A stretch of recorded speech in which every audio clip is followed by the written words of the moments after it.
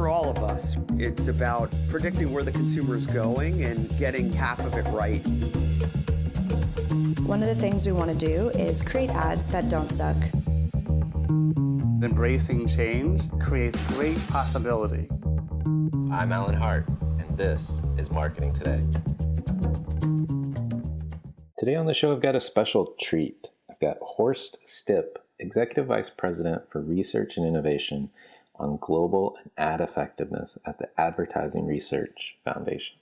Horst is in his second career after spending from 1969 to 2010 with NBC doing research across a number of areas, from research on how kids consume advertising to helping optimize the Smurfs, one of my favorite shows growing up, to Olympics research and ultimately neuroscience. Today at the ARF, he oversees a number of research areas, but specifically we're going to go deep on neuroscience, what really works in advertising, and how that meshes or correlates with the work that Byron Sharp has been doing. And ultimately, a really interesting study around how marketers and advertising executives perceive consumption of media for average Americans versus what the reality is. I think it's time for a reality check. Well, Horst, welcome to the show. Well, thank you very much, Alan. I'm glad to be here and looking forward to our conversation. Well, you spent a whole career at NBC, and now you're in your second career at the ARF. I'm wondering if you could give a little highlight over your years at NBC, and why did you come to the ARF? Well, okay. I started with NBC as a student. I studied sociology at Columbia, and that was in 1969. And I retired from NBC in 2010. So I guess I must have liked it, right? Well, I was always in the research department, but I worked on so many different issues and kept it really interesting. I started with kids research, like making sure the writers wouldn't make the Smurfs too violent, and also exploring advertising to children. Then, when NBC bought the Olympics, we did fascinating research on why the Olympics attract so many millions of viewers who usually do not watch sports. I was also responsible for tracking studies on network images and how the images changed over the years, especially when cable networks gained prominence. Then, more recently, like in 1995, when the so-called electronic superhighway came along, I was asked to figure out if television would survive. So my conclusion in 1995 was yes. I guess I was right about that one.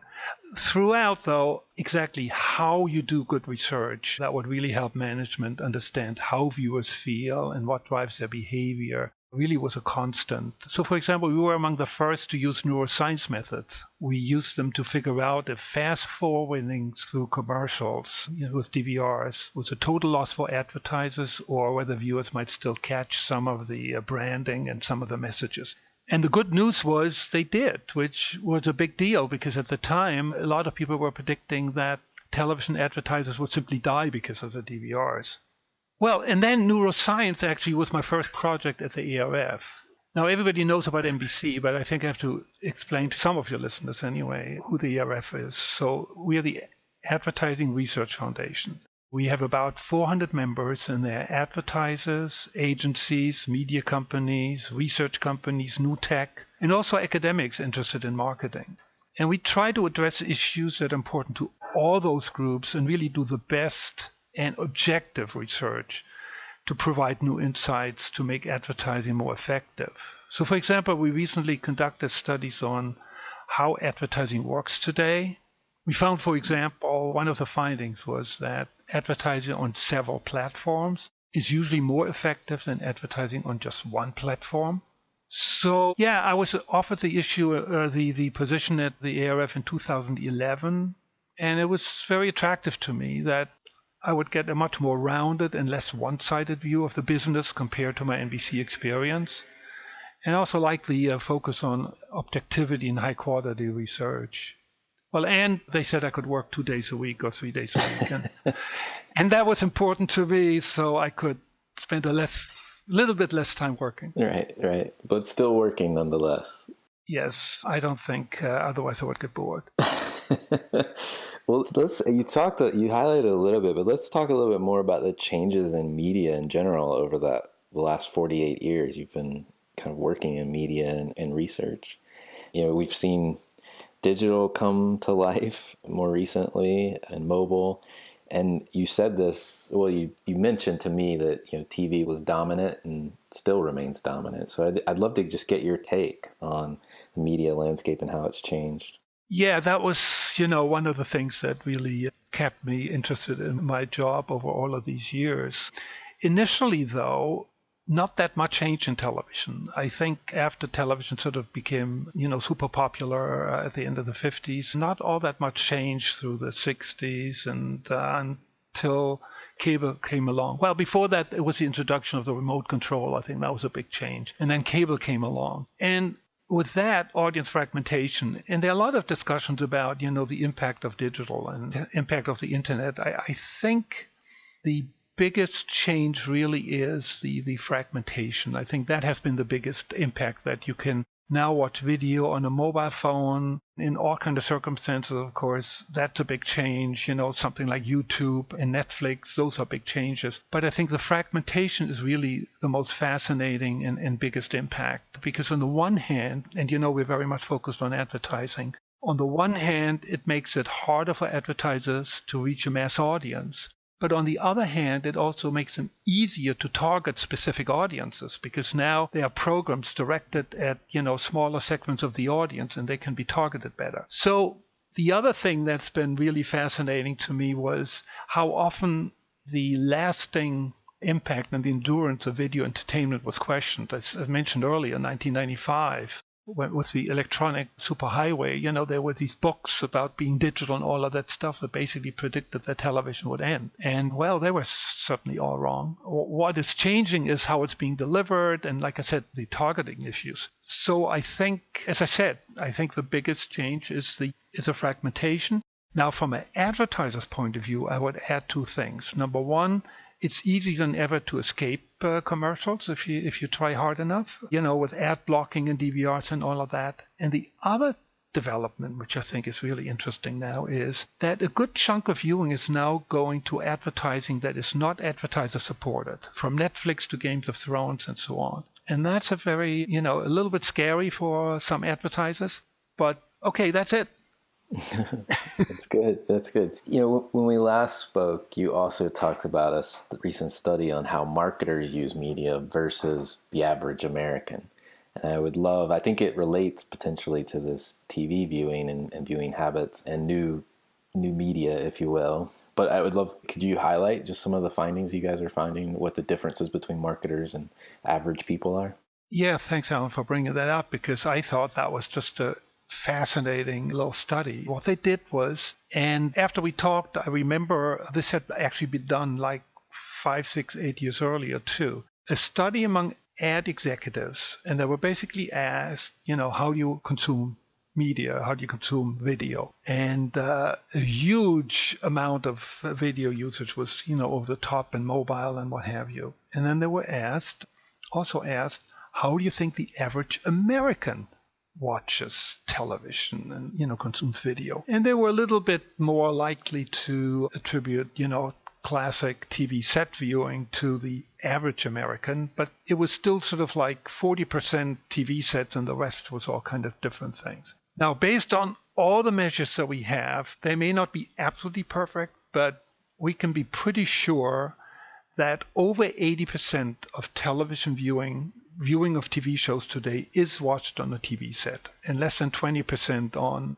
mobile devices or internet and so on. We have a new CEO. His name is Scott McDonald, and he talked about these data at one of our recent conferences. And the reason, of course, is, obviously, if you have inaccurate views on how consumers behave, that's really not a good starting point for marketing strategies. And if marketing executives have distorted views about how media are being consumed, that really is not a very good thing. And that's something that we try to address and really focus on information, accurate, unbiased information that helps advertisers make the right decisions and really understand how consumers are thinking and how they consume the media. It poses a reality check, I think, for us in the industry, right? Exactly. And, and having said that, Alan, obviously we know it's changing.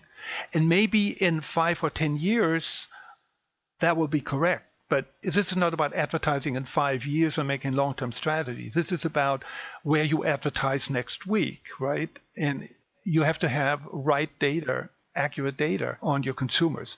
Now, to be fair, if you are targeting 18-year-olds, the equation looks a little bit different. But even those guys still watch a lot of regular television, because the way you got to think about it is if they watch 3 YouTube videos, if somebody watches 3 YouTube videos, that's like 6 minutes.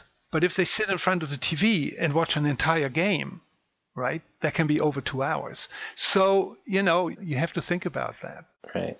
Well, and I know one of the areas that you focus on at the ARF is the quality of the measures and how things are measured and trying to help in those regards. And if it seems that there's a quality issue for these underlying measures, whether it's online video viewing or advertising viewing, and it must impact the ROI. And there's been a number of recent examples in the news, whether that's P&G cutting back on their programmatic buying or JP Morgan finding that they can drastically reduce where their ads show up and still have the same effect. What do you make of all of this? How do you process it? Yeah, let me address both those issues. So first, the one about the measurement quality. So obviously, media use is changing, and it's changing among some groups rather rapidly. So everybody wants to know about it, which sort of opens the door for free-for-all for everybody to do some kind of study. So there's a lot of information out there, very often based on sort of convenient samples. And it's almost more like a press release for somebody who wants to be, get a headline than really a quality research that provides new and really solid insights. Having said that, because of the complexity of media today, of course, it's becoming more and more difficult to accurately measure the media. So you could argue there's really very little out there that is absolutely perfect, but there's still a huge difference in the quality of different measures. And we really try to encourage the good measures and lead our members in the direction of the good measures. Now, with regard to and before I go to your other question, and let me add, so we've been in the past very, very vocal and spent a lot of time, for example, at our conferences, talking about this need for comparable data across platforms so that you can measure the total reach of, let's say, a program. And that is quite an interesting and important issue these days, because I just read in the Times today, even though it's not an advertiser-supported program, that, I don't know, like 12 million people watched Games of Thrones live. I mean, not live, but watched it at 9 o'clock on Sunday. But that they estimate that the total viewing on all platforms with HBO Go and HBO Now and delayed viewing and all of that is going to go up to well over 25 million. And we know the same thing is true of, for example, something like Big Bang Theory. So let's say it's on Thursdays at 8 on CBS. It gets a really good rating, maybe like also sort of like 12 million. And then you have DVR use and all of that. And, it goes up to 18, 20 million. So even though that's not as big as Seinfeld and Friends in those days, or going even further back, where regular TV shows got like 30 million viewers, but still, it's still very, very substantial. And if you don't have those complete data, you're just missing a big piece. So let me address your second issue. And again, you're absolutely right to bring that up, Alan. It's a really, really important issue. We found in our research that a lot of ad campaigns did not really follow best practice strategies. So the changes in strategy that you just quoted in terms of people reducing their digital spending probably comes from these companies really examining their practices, looking at their ROI, and deciding to go with a different strategy. And maybe some of them did attend our conference and did see our data, which indicated that there was often too much spending on ineffective, cheap digital inventory. That was, in fact, one of the findings from our How Advertising Works study. There seem, as you know, there's a lot of focus on efficiency and so on. So in order to save money, it seems like a lot of advertisers had put a fair amount of spending into very, very cheap digital inventory, which apparently just doesn't really work very well. And our research kind of revealed why that might be. And that is that the frequency with which a lot of consumers experience these ads was way beyond anything that any research has shown to be effective. And as a matter of fact, there is some evidence that after you've seen an ad 20 times, it may actually have a counterproductive effect. But in the larger scheme of things, I think this might be an example of companies really realizing that too much focus on efficiency might not be a good thing, and more focus on effectiveness might just be the order of the day in terms of really improving your brand share. Yeah, you've mentioned this study about how advertising works, and recently was talking to Byron Sharp for the program. Oh, yes. And we love Byron. He has a number of research as well in this area. But you mentioned a couple of things from that research that the ARF is doing around the digital impressions and the effectiveness or the burnout, potentially the negative effect of seeing too many ads too many times frequently. Can you share a couple other findings from that report? Yeah, let me see. Well, but before that, we know Byron's research, and, he's done great work in this area. And our research, our How Advertising Works Today project, really looked at a number of principles of ad effectiveness strategies that Byron has championed and found to be very important and very effective for advertising. And those studies were maybe done 5-10 years ago. So the question we asked is, are those principles still valid today? And thank you, Byron, they are. So we found, for example, advertising really does work when it's well done. And if you increase advertising spending and you follow these best practices, that will really grow your brand.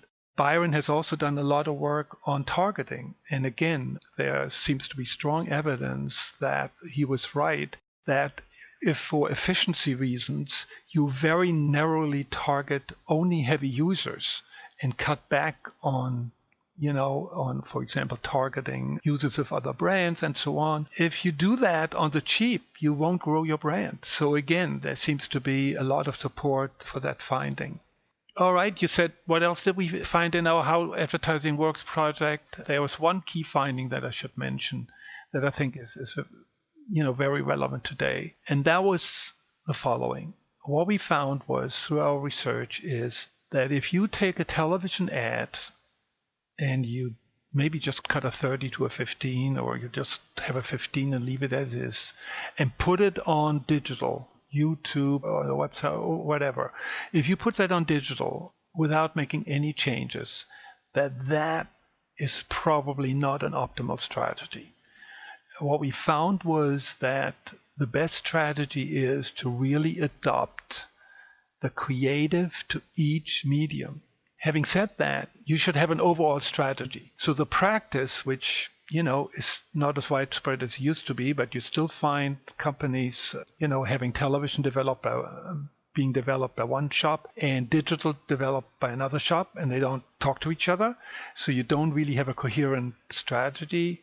That really is not optimal. And we actually, again, I love all this neuro research. So we did neuro research and found out the explanation. We found that if you have a coordinated strategy, then it builds, right? It helps people build their memory. But if not, it may even confuse them. It's like, we just heard this message and now we hear another message and they get confused. So it's really important to have an overall strategy, but then to adopt and customize your ad and your ad format to a platform. And what seems to be working better in digital, for example, if you have a YouTube pre-roll where people can click away after 5 seconds, if you have a TV ad and the branding comes after 10 or 20 or 25 seconds, that can work very, very well, because the branding is at the payoff, the emotional payoff moment at the end of the ad.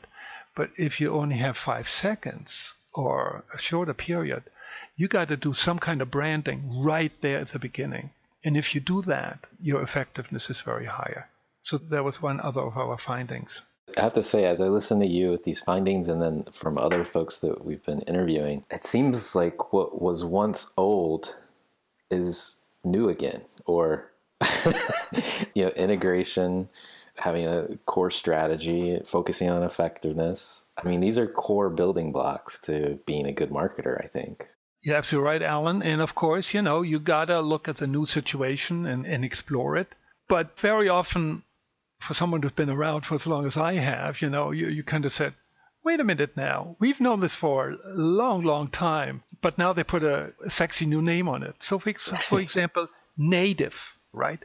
Mm-hmm. Native advertising, well, on television we call it product placement. And 50 years before that, in fashion magazines or in travel magazines and in sports magazines, well, it was sometimes hard to tell the ad from the editorial content, That was very native right there. Sometimes you have a new generation rediscovering something which kind of was known for a while, but then people forget about it again.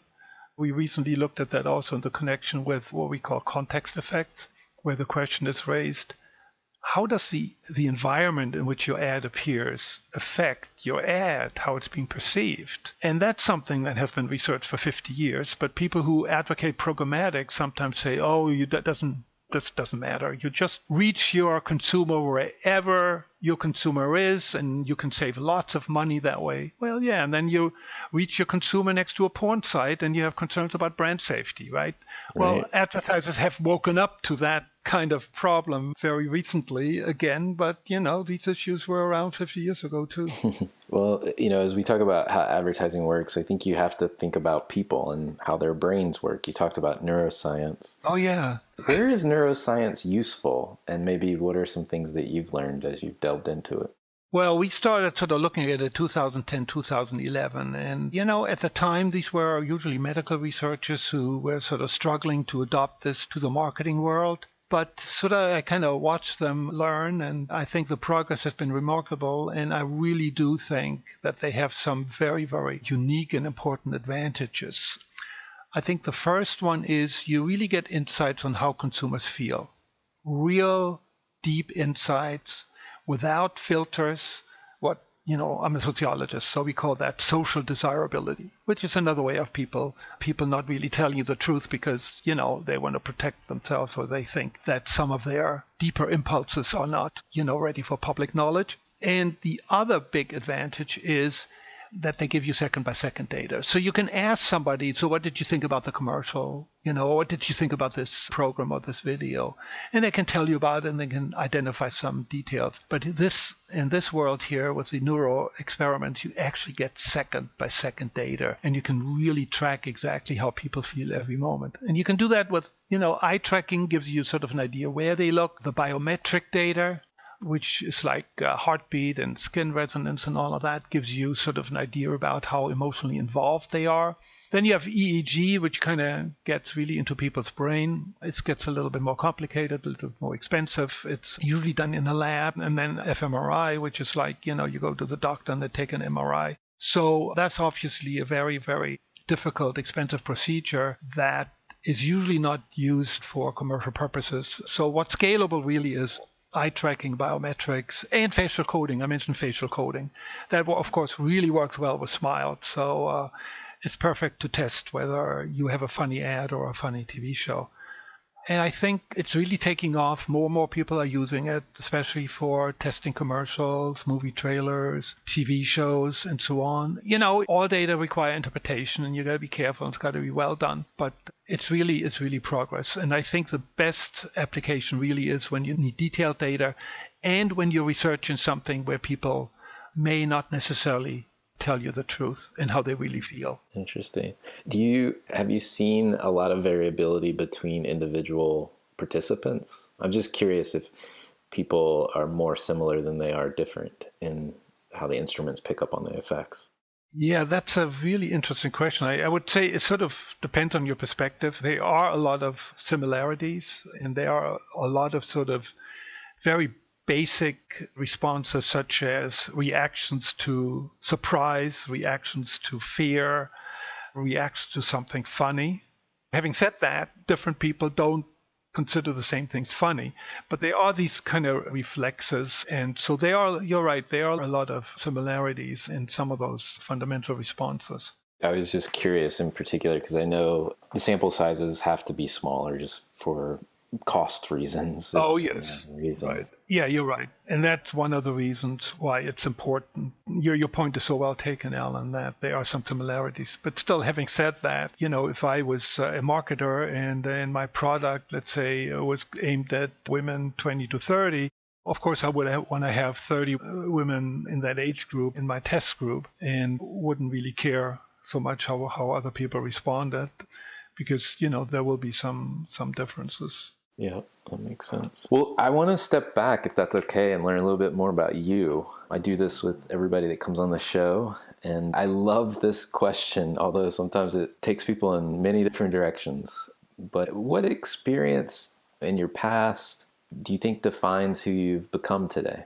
Well, the one thing that I often encounter is that because when people know how much time I spent in television research, they think that I have like a pro-television bias. And then if they know me a little bit more, then they find out I actually do love TV. But, it doesn't matter whether it's cable or streaming. But that's really superseded by my passion for research. I really try not to be biased in any way. And I really sort of take pleasure in doing that and questioning myself. So I look at it in a positive way that I want to use my experience to really understand how people feel. And I'm just absolutely passionate about trying to figure out why people do what they do. And it's not just media, for example. I'm just absolutely fascinated by political issues. And I'm imagining that if I wasn't in the media, I think my favorite job would be a political pollster. So like if I would have been Hillary's pollster, she would have won the election because I would have figured it out. And well, I shouldn't go any further. Where do you think this desire to just understand how people think, where does that come from? God, that's a really good question. And maybe this is the one thing I haven't figured out about people, why I have that interest and that fascination. It's really pretty early. I was in high school and they had some advisor and he asked me what my plans were with regard to college. And I said I was going to study psychology. And he says, oh, so you want to put people on a couch and stuff? Well, I said, not exactly, I really like advertising and stuff. I just wrote a play for our high school graduation party, which is all about television advertising. He said, do you know what sociology is? I said, no, not really. But I heard about it. So, well, I ended up studying sociology and that was really the right decision. I always had this fascination with advertising. And that really is about, what makes it work? How does it influence people? And like I said, I have no idea where that came from, but I'm all right with it. What fuels you? What keeps you going now? I mean, you're still working, but you're kind of half working, maybe. Yeah. I love to travel, and so I wouldn't really want to work full time. But I just always had a real passion for media and these topics, and I still do, and I still have that kind of curiosity, and I very much enjoy it. As I said earlier, we get a much broader perspective here at the ARF because we talk to all of these different people from all of these different groups and we get their perspective, their issues, how they feel about something. I used to see it from a seller, NBC trying to sell ads for the Olympics and for children's programming and so on, and figuring out whether we should pay $1 million for a Seinfeld per week for each cast member, those kind of things, and whether we should take condom advertising. So these were all very interesting issues. And I don't know, it's still really, really interesting to me. And the fact that the media are changing so much really keeps it very, very interesting. Well, are there brands or companies or causes that you follow, you kind of take notice of yourself these days? Well, Alan, if you don't mind, I'm just gonna have to put in a really blatant plug for the ARF because we have these. Just about every big company, that from P&G and to Google and Facebook, they're all members. But I'm still amazed how many people don't know about the ARF and our conferences. And I tell you, one of the things that I always look forward is we have these 2 conferences every year, and you get like industry leaders and you get all of these new research pieces, and it's just absolutely fascinating to me. So like if I wasn't working here anymore, I would still want to go to these conferences because it's just really, really interesting stuff, And like you said earlier, a lot of things don't really change that much, but then enough things that are changing. And what's so interesting, I think, is that technology is changing so much faster than people are, right? We get used to our mobiles and our attention span is getting a little shorter because we got all of these things that we need to digest and so on. But basically, we don't really change that much, but all the stuff around us changes so much. And how do we deal with that? And I just still find that really fascinating. Interesting. Well, fair enough. The ARF plug is more than appropriate. Well, last question I have for you is, where do you think the future of marketing is going to look like, or where is it going to go? Oh, my. I've always been very skeptical of especially long-term predictions, and I have a whole little folder of wrong predictions. I made some myself, but like I said earlier, I guess I'm proud of some of them that I got right. Well, it's going to be complicated, challenging, and very fast changing, right? And from a research point of view, we'll need a lot of good research. And the one thing that kind of upsets me sort of in looking at the industry, and I mentioned it earlier, is that there's so much emphasis on efficiency. And I can understand it, competitiveness, and you have to save money. But I think more than ever, you really need to understand the consumer. You really need to have good insights on the consumer in order to be successful in this marketplace, especially in light of all those changes that we talked about. And so I hope that marketers, and especially their bosses, the CEOs and the financial officers, that they're going to realize that, and that in order to grow, that we really need good research so we can understand all these changes. Well, thank you so much for coming on the show today. It's been enlightening. Thank you so much, Alan. My pleasure. It was lots of fun.